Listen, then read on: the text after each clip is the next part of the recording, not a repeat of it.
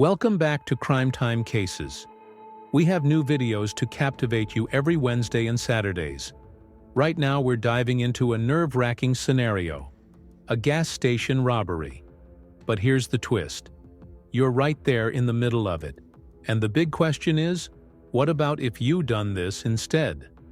We're breaking it down into 3 possible ways to handle the situation, each outcome with its own twists and turns. Stay calm, think smart, and let's explore how different choices can make all the difference. Let's get started. Picture this. It's late at night, and you pull into a gas station for a quick snack. You grab your favorite drink, head to the counter, and the cashier gives you a friendly nod.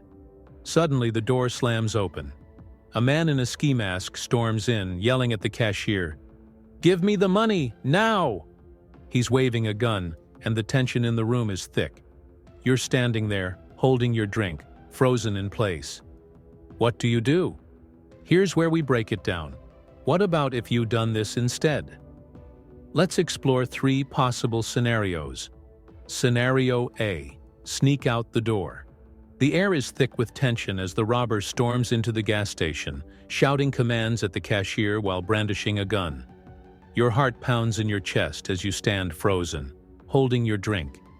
Time feels like it has stopped. The robber's attention is locked on the cashier, who is trembling and fumbling to open the register. You think to yourself, if I move now, maybe I can get out. Slowly, carefully, you take a step backward. The sound of your shoes on the tile feels deafening. You pause, glancing at the robber to ensure he hasn't noticed you.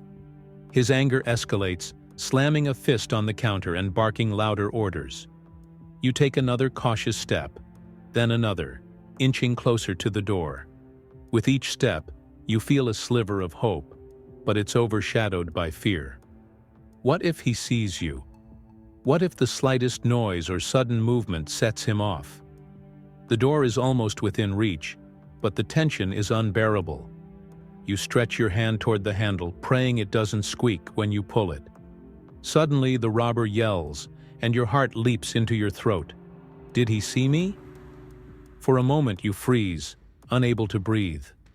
But his anger is directed at the cashier again, giving you a chance to act. In one swift, silent motion, you open the door and slip outside. Once clear of the building, you break into a sprint, putting as much distance as you can between yourself and the chaos. At a safe distance, you dial 911, your hands trembling as you explain what just happened. You're safe now, but as you look back at the gas station from afar, the reality of what just happened weighs heavy on your mind. You think about how close you were to being noticed, and how one wrong move could have escalated the situation. Sneaking out worked this time, but what if it hadn't? What if the robber had panicked, or worse, turned his attention toward you? It's a move that feels instinctive in the moment, but it's also a gamble. One where the odds are unpredictable and the stakes are life and death. Scenario B. Hide and call 911. As the robber's angry shouts echo through the gas station, your first instinct is to make yourself as small and invisible as possible. You glance around, your eyes locking on a row of shelves just a few feet away. If I can just get behind there, you think, I'll be out of sight. Slowly, you crouch low and move, your body tense with every careful step. The shelves offer some cover, but the robber's voice feels dangerously close. You press yourself against the cold metal, holding your breath as you peek through the gaps. He's still focused on the cashier, barking orders and waving his gun. You feel a pang of fear. What if he looks around? What if he notices you're not standing where you were? Your hands shake as you pull out your phone, fumbling with the screen to dial 911. It feels like forever before the call connects, and when the operator answers, you lower your voice to barely a whisper. "There's a robbery happening," you manage to say, your voice trembling. "I'm hiding in the gas station. Please, send help." You can hear your own heartbeat as the operator calmly asks for details. You describe the robber as best as you can, his ski mask, his height, the tone of his voice, all while praying he doesn't hear you. The slightest noise, a breath too loud, a shuffle too close, could draw his attention. Minutes feel like hours as you stay hidden, clutching your phone like a lifeline. Every sound becomes magnified.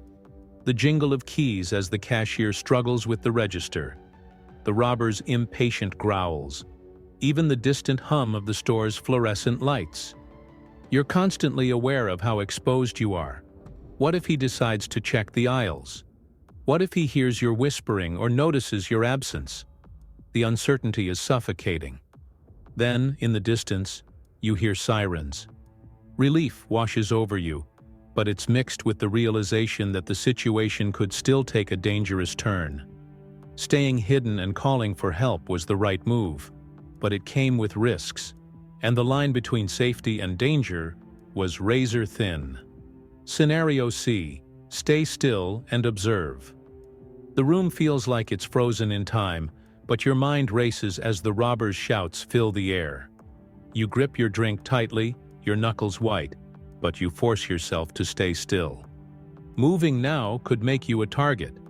Your hands are visible, hanging loosely by your sides, and you avoid eye contact with the robber. Every muscle in your body wants to run or hide, but you know that staying calm is your best chance of surviving. Don't panic, just breathe. The robber is completely focused on the cashier, barking orders and jabbing the gun toward the register.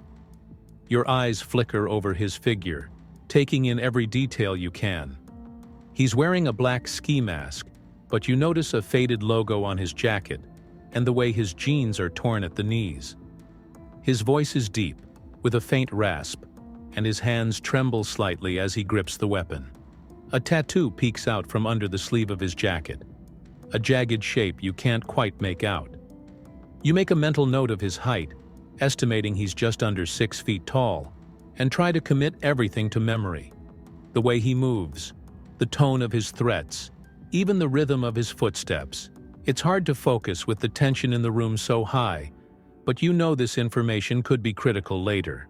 When the robber finally grabs the cash and bolts, you feel your knees weaken with relief. The door slams behind him, and for a moment the gas station is eerily silent except for the faint sobs of the cashier. You stay in place, your heart pounding, until you're sure he's gone.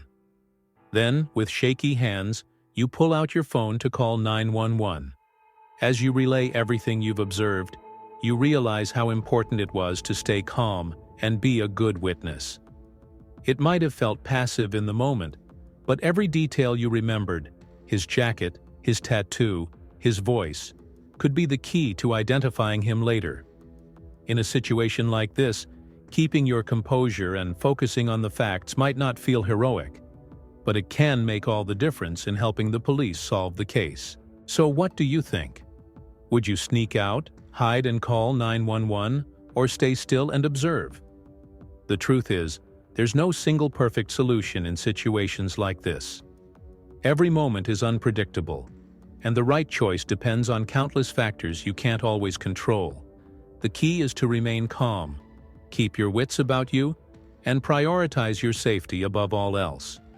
Whether you choose to call for help from a hidden spot, carefully observe the situation to provide valuable details later, or make a quiet exit, every decision plays a role. The most important takeaway is that your life and well-being are irreplaceable. By staying vigilant and thoughtful, you can navigate even the most high-stakes scenarios with a greater sense of control. Now it's your turn. What about if you'd done something different? What would your instinct tell you to do? Share your thoughts and strategies in the comments below. We would like to hear how you would handle it and why you would make those choices. Join us again next time. Each episode is a chance to explore, learn, and prepare for the unexpected. So be sure to join in on the comments, and please like, subscribe, and click notification bell to stay on top of every new episode of What About If You Done This Instead? On Crime Time Cases. Welcome to a community of smart and curious thinkers who know the importance of staying safe and staying vigilant. Thanks for watching, and until next time, take care and I'll see you in the next episode.